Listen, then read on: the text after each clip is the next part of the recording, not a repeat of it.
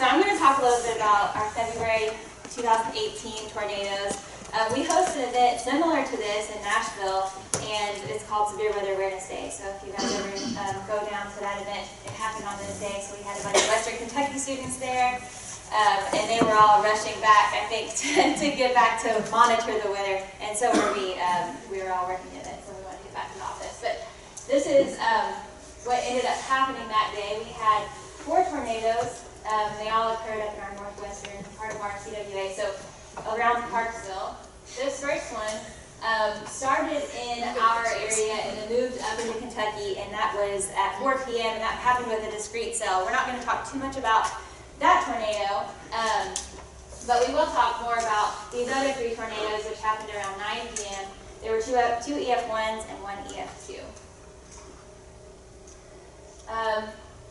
So the outlooks ahead of time, we had an idea that we were expecting some type of severe weather, and this was days ahead. So this is the day 4 outlook, day 3, day 2, and day 1. So that area that is in that black circle is the area where our tornadoes occurred. We had tornadoes outside of that area, but I'm just going to talk about the Tennessee ones right now. So days ahead of time, this area was highlighted for potential severe weather. The type of setup that we had, and Pat kind of touched on what we need, right? We need moisture, lift, and instability for severe thunderstorms. So this feature right here, we call it a trough. This is a 500 millibar height chart. This feature is tilted in a positive way. So the line tilts from the bottom left kind of up towards the top right of the chart, just slightly.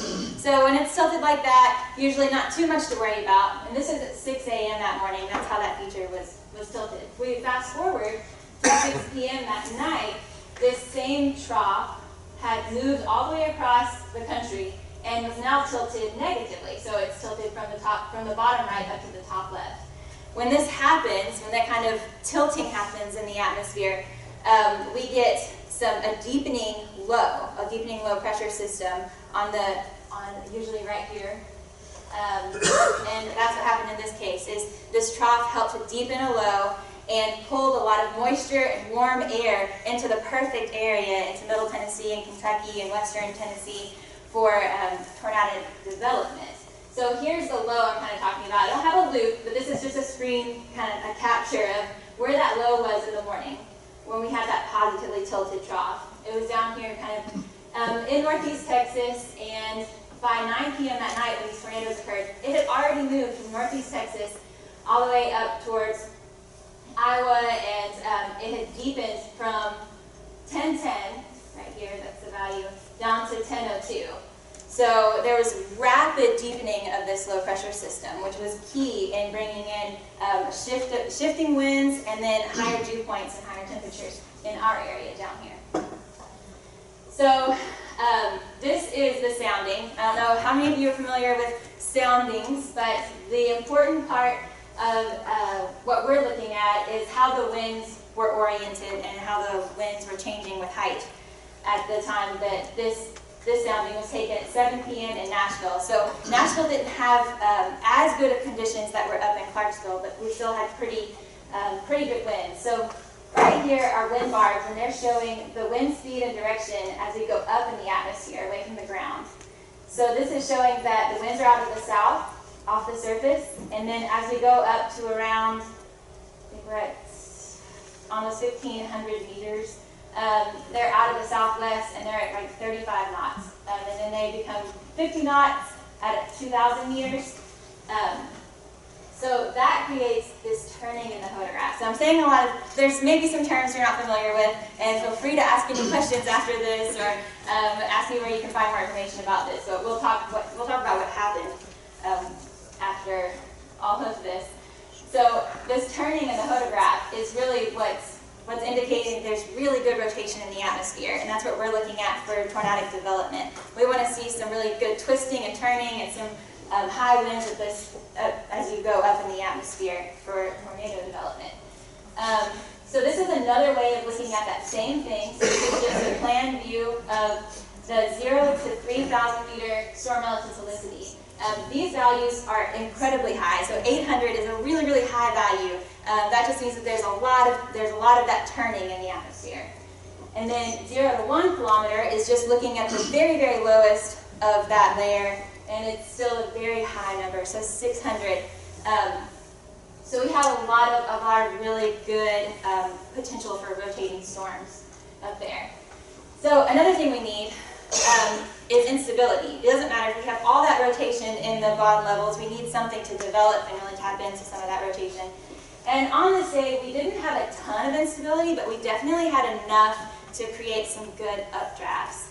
So I've highlighted the area that we use to calculate effective available potential energy, just the instability in the atmosphere that we can use to create thunderstorms, or that thunderstorms can use to build. So this is another plan view of that, and it's just kind of highlighting there's a really broad area of relatively modest available potential energy. So we're still kind of within that area of maybe around 500 to 1,000 is what our estimates were on that sounding. All right, so all of that was enough. We had really good low-level rotation. We had just enough instability to build some good thunderstorm development to tap into that low-level rotation, that we were able to get those thunderstorms. And those actually were, they moved in with a squall line. So I'll have a loop of that in just a second. But our survey results were that we had that EF1 tornado that was about 5 miles long, hundreds of trees snapped. And we had an EF1 tornado in Adams that was about 3 miles long, with 1 home and several barns were damaged. And then the EF1 that became an EF2 in Kentucky, that was 11.8 miles long. And there was a fatality with that one. But the one that I'm going to concentrate on is this EF2 in East Clarksville. That was 4 miles long. We had 75 cars that sustained damage. And numerous homes were damaged, but 1 home was shifted completely off its foundation and was destroyed. But we only rated this an EF2, so we're going to talk about that a little bit. So this is the EF scale on the right-hand side, and the old F scale is on the left-hand side. When we developed the EF scale, we took into consideration how buildings are damaged in tornadoes, how structures react to high winds. So when we took into account all of the changes that can happen in a building with high winds, we had to also change our EF scale a little bit to account for that. And this survey is a really good example of why we even consider how buildings are built, how sturdy they are, and what kind of structure it is to determine what our EF rating is. So the tornado that we're going to concentrate on is this one that happened in East Clarksville. So that should look through again. So you can see it really, really well on the velocity. And it was really quick, really short, typical of what we usually see with QLCS type of tornadoes. They usually drop down just within a line of severe thunderstorms. They drop down. They don't last very long at all, but they can do quite a bit of damage. So that's the area that we're focusing on. That's where the tornado dropped.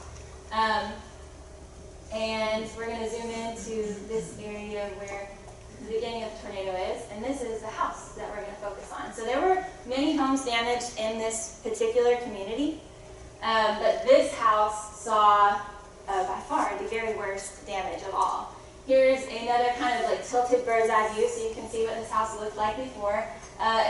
These homes are really nice homes. It's a really nice neighborhood, and this is it looks like a 2-story brick home, something that we would expect to withstand an EF2 tornado. So maybe some serious roof damage, but we wouldn't expect to see it look like this. So these are the front steps of that same home.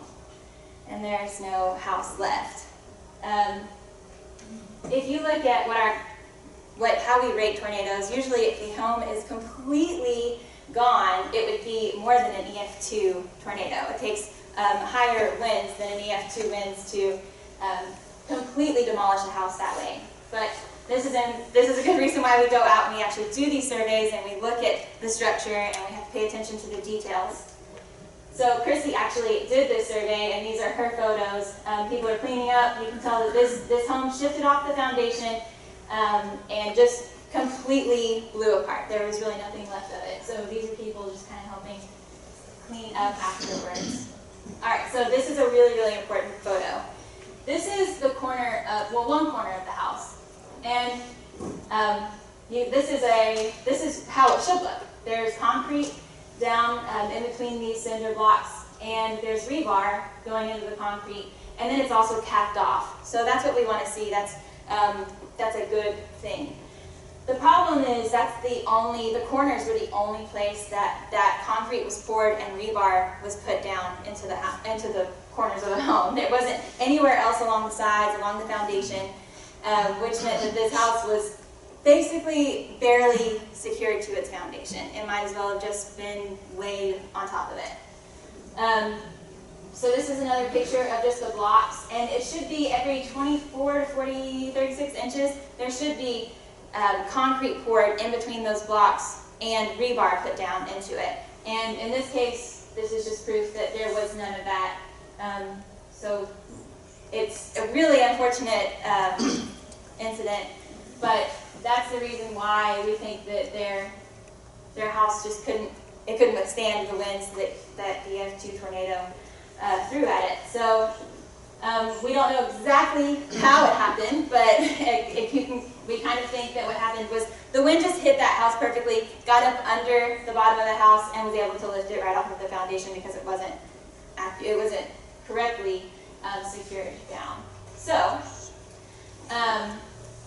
that's why that tornado only has an EF2 rating, because the damage all around it was indicative of EF2 damage, while this was the only thing indicative of anything higher, and even that, once we looked closer, wasn't correct. So here is what we think is a similar incident. This is an EF1 tornado, and if you pay attention to this house back here, we'll kind of see what happens to it. There's also going to be this guy. People are just driving by like it's no big deal, but I think there's a guy that's going to drive by in a second. He's going to be like, oh, wait, that's a bad idea. I'm turning around. I'm going back.